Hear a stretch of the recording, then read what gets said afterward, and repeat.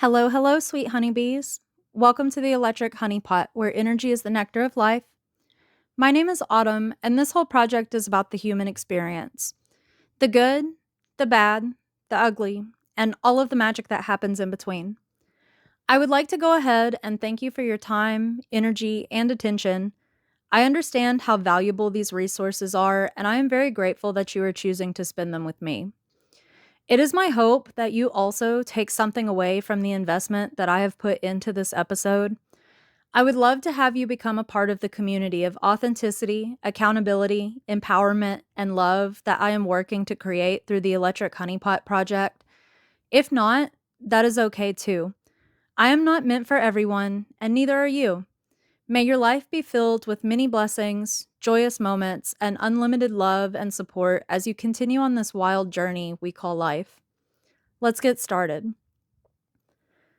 The world is a very heavy place to be right now. In many ways, if you're a person that feels things deeply the way that I do, everywhere you seem to turn, there is some form of deep human suffering taking place, and there are many that choose to respond with even more cruelty. Sometimes it can feel like the world is nothing but darkness and hatred closing in on us. It can be a challenge to find the light in all of the suffering, even when you know that it exists. The lighter moments can be just as bitter as they are sweet when you pause to notice and reflect upon the state of our world. It can be extremely easy to get lost in the dark when you aren't harnessing your own flame to guide you. I would know, as I have stumbled away from my path and tried to give up time and time again. As I write this, I struggle with thoughts of, is my existence here even worth it? I know I am one person in a sea of many that are struggling, feeling insignificant, and feeling powerless as the fear of what comes next grows. I have been sharing my voice and story with the belief that all life is valuable and with purpose, intending to inspire others to speak their truth, find who they are, and help build a better world with me. There has been little to no return on my time and energy investment, and I'll be honest that some days I just kind of feel like maybe this life is pointless. But then I remind myself that giving up is exactly what the darkness looming over this world wants from me. So I continue pushing forward, trusting that one day I am going to make the positive impact I dream of making on this world during my short time here. If people can commit to listening to an AI read a script written by an AI, then why wouldn't my own creations from the depths of my heart be worthy of being noticed? Fortune favors the bold, right? Today, I would like to explore my understanding of how we got here and what we can do to work towards a better future for all beings on this planet, not just the humans with the most power and wealth. I know it's easier said than done, and our problems are very complex at this stage of the game. I also know that we are capable of great things if we could just unite as one human race and recognize the interconnection of all things. We waste so much time, energy, and resources focused on materialism, escapism, competition, and war, forgetting the things that truly matter in this life, like play, creativity, nature, health, and our loved ones. We even spend what time we do have with our loved ones glued to screens and call it quality time. We don't know ourselves, much less the people around us with all of the distractions. We can't even recognize when the people we care about are slipping into the abyss until they are no longer with us.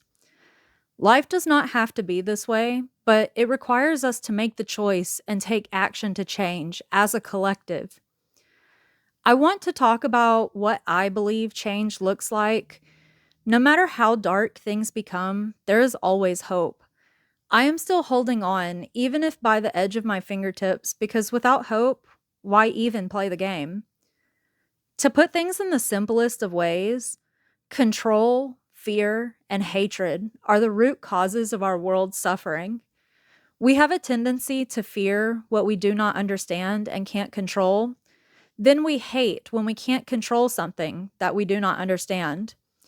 If it is scary, beyond our control, and we do not understand it, it must be something bad. We project these base level emotions and behaviors onto the world and people around us, which only creates the very things that we wish didn't exist. We still focus on primitive levels of consciousness rather than the higher levels readily available to us right now. It isn't entirely our fault, though. We live in a world where our thoughts and behaviors are being meticulously programmed by those that own the world via corporations, hedge funds, and political affiliation. We have been placed under this illusion that paper money and digital currency have value while giving away the valuable resources of our time and energy. We have been manipulated into believing that our personal belief systems, that many are indoctrinated into from birth, are the ultimate truths, when the truth is, it is all the same, told from different perspectives. There is truth and deceit in everything because it all comes from dualistic, imperfect human beings perceiving a simulated world with limited understanding of the deeper world evading our eyes and ears. Two things can be right at the same time just as much as they are wrong. We exist to share our differing perspectives with each other to better understand our existence and evolve to deeper levels of consciousness. It has never been about who is right and who is wrong. The powers that have been created this world where we believe we are different from each other and some of us are above each other. They do this because they gain status, power, and material wealth through our division. The truth is, we are all the same at our core. We are the same universal being experiencing itself from every angle of perspective to know all that it is. Even those that cause harm are still a part of us, just a part of us not yet capable of opening their minds and hearts to compassion and love. We cannot hate them into those things and only shackle our own hearts and souls by responding to hatred with more hatred. Take a moment to immerse yourself in the experience of a group that you see being dehumanized within the world. How would you feel if a complete stranger, unaware of what your human experience is like, tells you that your existence is invalid? They call you cruel names and accuse you of awful things you haven't done and don't want to do. No matter how much you speak up and say, that's not who I am, I just want the right to exist safely and be happy, they continue to paint you as a monster destroying the world. Would it create sadness or anger within you? Would it create fear within you of what their words may devolve into, given our human history of exterminating those we deem unworthy of existence? Perhaps you internalize their hatred and take it out on yourself. Or maybe you project your hurt and fear out onto the world in a desperate attempt to teach it a lesson. The hate only becomes deeper in the world as you snuff out your own light under the heavy darkness of others. You take yourself out, or you become the very thing they molded you to be, enabling their hatred even further. The hardest lessons we will ever learn as human beings is that of letting go and forgiveness. Our world has been spiraling down into the pits of hell because we reject these lessons in favor of grudges and revenge. We wallow in our suffering and choose to create more suffering within the world. Retaliation is not what strength looks like. Retaliation is a sign of weakness. True strength is recognizing the hurting human being existing behind the painful behavior and actions they carry out, and making the choice to love them anyway. We have heard the line from the crucifixion of Jesus Christ as he was subjected to excruciating pain caused by acts of undeniable hatred. Forgive them, Father, for they know not what they do. So why do we choose to perpetuate the cycle of harm for each other? I want to tell you one last story from my Colorado trip I did not include in my last two episodes. As you can probably tell, it was a very eventful trip, and I like to reflect on my life experiences to inspire what I write about. Isn't that what life is truly meant to be about anyway? Finding inspiration in the people, places, and things we experience to create something to add to this world? We are divine creators ourselves, and it is important to be conscious of what we create. We create this world that we live in.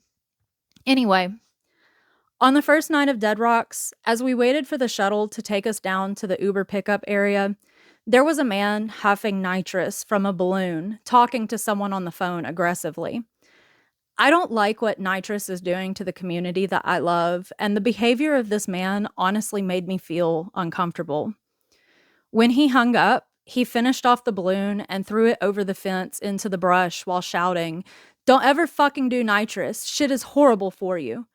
Several people then began yelling at him for littering. He responded in an even more distressed tone, "And I'm a piece of shit, nothing new." Our shuttle then arrived, and I got on behind him and asked if he would mind if I sat beside him. I could feel the pain within him, and I didn't want to contribute to it by guilting, shaming, or ignoring him. I asked him if there was anything he wanted to talk about and that nothing is off limits. I'm willing to listen. And he just told me, "I'm okay, really." I have strong motherly instincts for the people around me, even if I don't have desire to be a mother myself. Some people find my concern overbearing, and some have even told me that I am being negative by sharing information and truth to encourage others to make more informed decisions.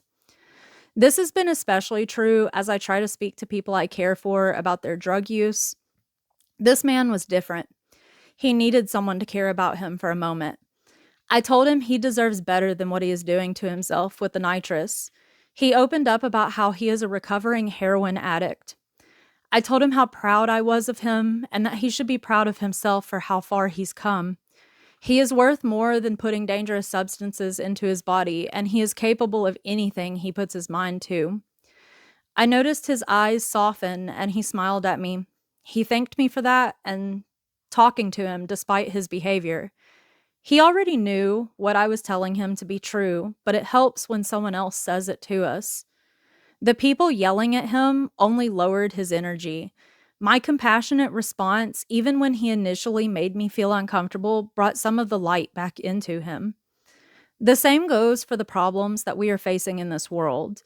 Dehumanizing each other through name calling, picking apart each other's flaws while acting as if we are flawless, generalizing whole groups of people for the behaviors and actions of a few, and responding to pain with more pain is why our world is the way that it is. Hatred will never change or heal hatred. It only fuels it as we focus our energy on that feeling. Changing the world looks like taking accountability for the pain that has been caused rather than perpetuating more pain. Acknowledging it happened and then taking the steps to ensure it doesn't happen again without driving the thirst for more blood and dominance. Choosing the path of forgiveness and rising above the desire to create more suffering just because you have suffering. Let's take the death penalty, for instance. This one hits close to home for me since my mom is a murder victim. She was killed in a state that does not have a death penalty, which most of my family is angry about, but I'm not. My personal belief is that if we are going to have a death penalty, the person facing it should have the option to end their life or spend the rest of their life in prison. I know people will say, but they didn't give their victim the option, an eye for an eye. No, they didn't, but an eye for an eye makes the whole world go blind. I would like to believe humanity is capable of rising above the concept of revenge. If the state could and did kill the man that murdered my mom, it doesn't change anything. It doesn't bring her back. It doesn't suddenly make what happened easier or right. Wanting to see it happen does nothing but add to the weight of my own soul. How could I wish to see another human being suffer and put to death, and then claim to be a better person than they are for putting another human being to death? It comes from the same place, regardless of what excuses I could use to justify myself. It only solidifies the bitterness that tries to poison my heart and soul. Harsher punishments historically have never solved the issue of crime. If we want to create safety, we have to look at the root causes: corrupt leaders, systemic poverty, systemic racism, religious extremism, and at the root of all of it, our own ego.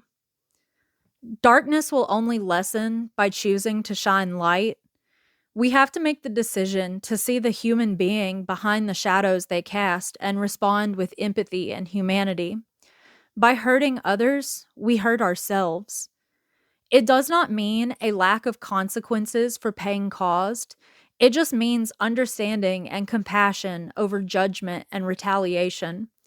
Seeing those lost in the shadows as worthy and redeemable with accountability, offering a safe space to come to terms with the darkness we each contain and asking what it needs to be tamed. We will never move forward into a better future by living in the present, in the pain of the past. If we want to stop the cycle of history repeating itself, we have to learn the lessons instead of continuing on as we always have. Embracing something new can be scary. Unconditional love can feel dangerous when all we have known as love is pain. It is the only way we have a chance. Do we want to take it? Kill them with kindness. Their ego wants your ego to respond with hate to justify their own. Nothing disarms the ego more than returning hatred with love. When you stop giving away your power and lowering your own vibration to feed them, they lose their power. No amount of heated arguing will change someone's projections and beliefs. You lead by example, and those ready to evolve will follow with time. Those that don't, that is their karma to bear, not yours. Don't tie yourself to their karma. We are each on our own path, working to lead each other home. Would you rather take the hand of someone with a smile that has curiosity about what you have survived, what your dreams are, and tells you that no matter what mistakes you have made, you are still loved and change is always possible? Or would you take the hand of someone yelling that looks down on you, wishes harm upon others that are different, and believes there is no room to make mistakes, even as an imperfect human being themselves? I know which I would choose. I am working to be that person because we must each be the change that we want to see within the world if we want the world to change. There is a quote by one of my favorite poets, Rumi, that I would like to share. Yesterday, I was clever, so I wanted to change the world. Today, I am wise, so I am changing myself. Rumi was a Persian man born in what is now modern-day Afghanistan that followed Islam, yet taught the universal spiritual truth of love. I want to mention this because in modern U.S. society, he would have been demonized before his beauty as a human was given a chance, solely for his religious beliefs and place of birth. Rumi understood the interconnection of all things and how we each belong to each other. He believed life was meant to be about a journey to union with the one true God. Not the gods separate from us that we have been arguing about who is right and who is wrong and whether God even exists, but the God that exists within each and every one of us. The God that can only be met by fully practicing love and seeing the divinity within every person and everything in existence, even when we are confronted with things that we don't understand and that scare us. I want to share my favorite quote to close this out. You are not a drop in the ocean. You are the entire ocean in a drop. If we want the world to be a better place, we each need to realize the truth that we are all worthy of existing, and we are meant to share and coexist this planet. None of us are better than the other. It is all just different perspectives and choices. When we do not think deeper about the choices we make, we create our own hell inside our Garden of Eden, Mother Gaia. We cast ourselves out of paradise by forgetting who we are. It has been us all along. It's time to wake up and be the conscious creator we know we are deep inside. Thank you so much for listening and supporting me. If this resonated with you at all, please be sure to like this video, comment, share, subscribe, or save and share this episode if you're listening in podcast format. Other ways you can support my project are linked in the description below. As always, I am so very grateful that you are here. I love you so much. I hope you have an absolutely wonderful rest of your day, night, week, month, year, and life. May your wildest dreams come true. Stay curious.